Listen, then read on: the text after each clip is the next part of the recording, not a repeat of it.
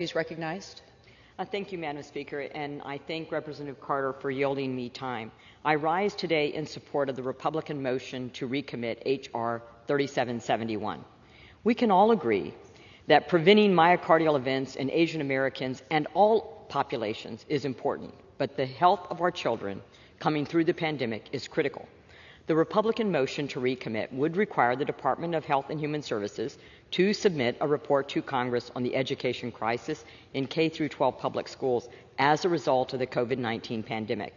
This report would include the total number of days schools were closed, the impact that school closures had on our most vulnerable population, which includes both academic achievement and mental health, and the amount of classroom instruction time that was lost. As a mother of 2 children, I understand how important it is for all kids to be in school, learning among their peers.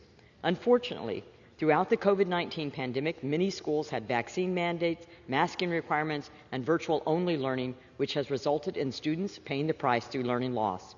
The report to Congress this motion to recommit authorizes will provide us with the data that will help us move forward through this pandemic. Early in the pandemic, there was a lot of focus on limiting people's interactions with others. However, by the summer of 2020, I would argue that the risk of keeping schools closed and how to reopen them as safely as possible was known. In fact, this was widely the practice in Europe.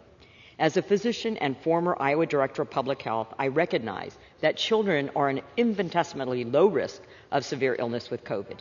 In fact, in February of 2020, the New York Times reported that 86% of pediatric disease experts recommended in-person schooling regardless of vaccination status. In addition, a recent study found that grade schoolers are at a lower risk than vaccinated adults.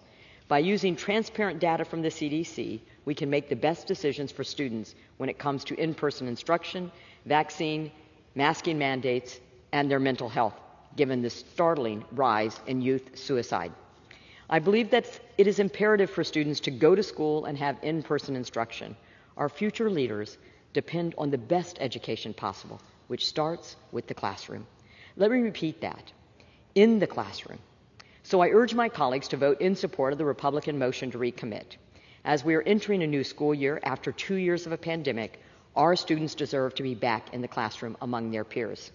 Madam Speaker, I ask unanimous consent to include the text of the amendment in the record immediately prior to the vote on the motion to recommit. Without objection.